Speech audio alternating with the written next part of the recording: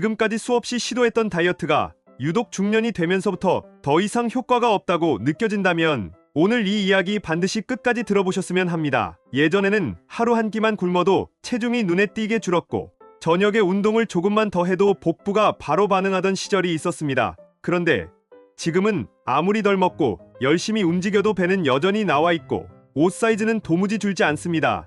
이쯤 되면 이런 생각이 듭니다. 나만 이런 건가 하고 말이죠. 그런데 아닙니다. 이건 지금 여러분의 몸이 자연스러운 변화를 겪고 있다는 것이며 이 시기에 반드시 이해하고 넘어가야 할 아주 중요한 내용이 있습니다. 똑같은 식단, 똑같은 운동을 했는데 왜 이제는 더 이상 효과가 없는 걸까? 도대체 어디서부터 잘못된 걸까? 라는 의문에 대한 답은 몸의 시스템이 달라졌다는 데 있습니다. 저는 오늘 그 이야기를 하려 합니다. 중년의 몸이 어떤 방식으로 바뀌고 있는지, 그리고 그 변화에 어떻게 대응해야 뱃살이라는 결과를 다르게 바꿀 수 있는지 그 이야기를 하나하나 나눠보겠습니다. 중년의 뱃살이 유독 쉽게 붙고 잘 빠지지 않는 이유는 단 하나입니다. 바로 몸의 기본 설정이 바뀌었다는 점입니다. 우리는 흔히 기초대사량이라는 말을 많이 듣습니다. 몸이 가만히 있을 때 사용하는 에너지의 양인데요. 이 기초대사량은 30대 후반부터 서서히 감소하기 시작합니다. 그리고 40대 이후에는 본격적으로 떨어집니다.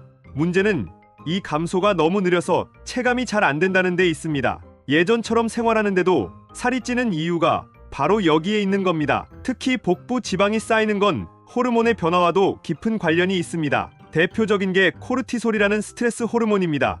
중년이 되면 직장에서의 책임감, 가족에 대한 돌봄, 사회적 역할 등 다양한 스트레스 요인에 노출됩니다.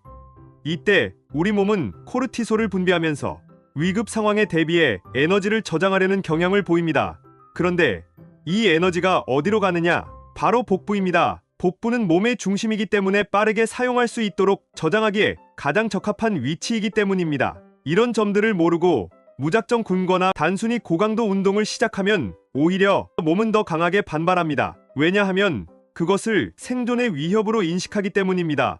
몸은 위기 상황에 대비하기 위해 더 많은 지방을 축적하려 들고 결과적으로 다이어트를 시작했는데 오히려 체중이 늘어나거나 어느 순간 빠지지 않은 정체기 현상이 발생합니다. 여기서 많은 분들이 좌절하고 다이어트를 포기하게 되죠. 하지만 그건 내 의지가 약한 게 아니라 너무나도 자연스러운 결과입니다. 이쯤에서 한 가지 질문을 드리고 싶습니다.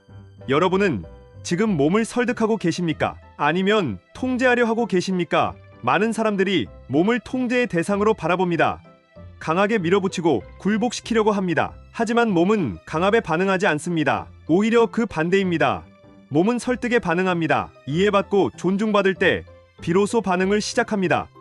그래서 저는 뱃살을 빼는 과정은 몸과의 대화라고 표현합니다. 이 대화의 시작은 아주 작은 루틴 하나에서 출발합니다. 그럼 그 루틴이 뭘까요? 많은 분들이 아침에 일어나자마자 커피부터 찾습니다.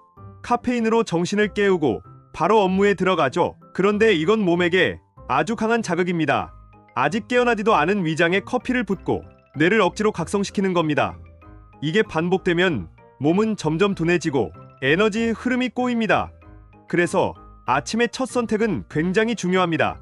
저는 늘 이렇게 시작합니다. 따뜻한 물 한 잔, 그리고 5분간 가벼운 스트레칭으로 몸을 깨우는 것이죠. 이건 단순히 몸을 움직이는 문제가 아닙니다. 몸에게 괜찮다는 신호를 보내는 행위입니다. 그리고 다음으로 중요한 건 식사 리듬입니다. 중년 이후에는 하루 3끼보다 2끼 혹은 간헐적 공복 시간을 활용하는 방식이 몸에 더 맞을 수 있습니다.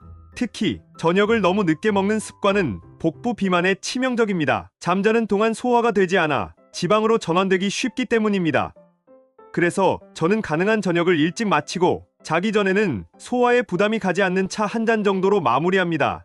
이런 리듬이 반복되면 몸은 저장보다 회복을 우선하게 됩니다. 운동도 마찬가지입니다. 처음부터 헬스장에 등록하거나 무리한 고강도 운동을 시작할 필요는 없습니다. 오히려 그것이 몸에 더 큰 스트레스를 줄 수 있습니다. 저는 생활 속에서 쉽게 실천할 수 있는 루틴부터 제안드립니다.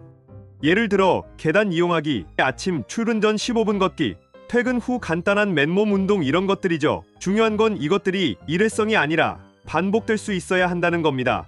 반복되는 자극은 결국 몸의 기본 설정을 바꾸기 때문입니다. 수면도 무척 중요합니다. 수면은 단순한 휴식이 아닙니다. 몸의 호르몬 균형을 조절하고 회복시키는 시간입니다. 수면이 얕거나 부족하면 식욕 호르몬이 교란되어 과식을 부르고 지방 축적을 유도합니다. 특히 렙틴과 그렐린이라는 두 호르몬의 균형이 깨질 때 복부 비만이 가속화됩니다. 그래서 저는 수면 시간을 확보하는 것을 다이어트의 시작이라고 말합니다. 좋은 수면은 좋은 변화의 전제 조건입니다. 그리고 감정도 빼놓을 수 없습니다. 몸의 변화는 감정과 깊이 연결되어 있습니다. 우리는 기분이 좋지 않으면 폭식하거나 야식을 찾습니다. 그 순간만큼은 위로를 얻는 느낌이 들기 때문입니다. 그렇기에 그것은 위장이 아니라 마음이 배고픈 상태입니다. 그래서 뱃살을 빼는 과정은 몸과 마음을 동시에 들여다보는 시간이어야 합니다. 예를 하나 더 드리겠습니다. 50대 중반 남성이 있었습니다. 다이어트를 위해 6개월간 저탄고지 식단과 격한 운동을 병행했습니다. 처음에는 눈에 띄는 체중 감량이 있었지만 2달이 지나면서 체중이 정체되었고 이후에는 오히려 피로감이 심해지면서 일상생활이 무너졌습니다. 그래서 그분과 함께 식단을 유연하게 바꾸고 운동 강도를 줄였고 수면과 스트레칭 루틴을 강화했습니다. 3개월 뒤 그는 얼굴빛이 좋아지고 활동량이 늘었고 그때부터 몸이 반응하기 시작했습니다. 다이어트는 숫자의 문제가 아닙니다. 내가 내 몸을 어떻게 대하고 있는가의 문제입니다. 숫자에 집착하는 순간 몸은 반응을 멈춥니다. 대신 감각에 집중하시길 바랍니다. 아침에 일어날 때 개운한지, 식후에 만족감이 있는지, 그런 감각이야말로 진짜 변화의 지표입니다. 중년의 뱃살은 신체 변화일 뿐만 아니라 인생의 전환점입니다. 몸은 이제 무리하는 방식을 받아들이지 않습니다. 정제된 에너지보다 진짜 에너지를 원합니다.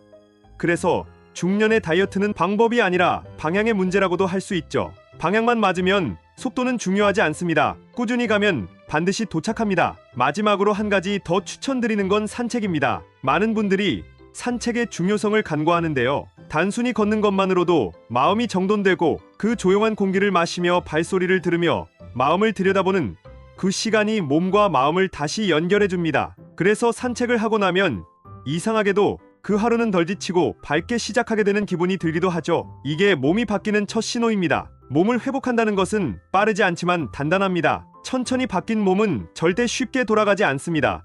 조급함을 내려놓는 것이 중요합니다. 뱃살이 줄어드는 건 그 모든 변화의 마지막 단계일 뿐입니다. 오늘 하루 어떤 음식을 먹었는지, 몇 시에 잠들었는지, 어떤 감정으로 하루를 보냈는지 몸은 모두 기억하고 있습니다. 그 기록이 쌓여 내일의 몸을 만듭니다. 우리는 너무 많은 정보를 쫓아왔습니다. 그러나 가장 중요한 건 감정입니다. 나에게 맞는 방향은 내 몸이 먼저 반응합니다. 그 방향을 따르며 회복의 여정을 걷는 것, 그것이 진짜 변화입니다. 내일 아침 창문을 열고 깊은 숨을 들이쉬며 내 몸에게 말해보시길 바랍니다. 오늘도 잘 살아보자고. 그 순간부터 변화는 시작됩니다. 그럼 시청해주셔서 감사합니다. 오늘 내용이 유익하셨다면 구독과 좋아요 꼭 부탁드릴게요.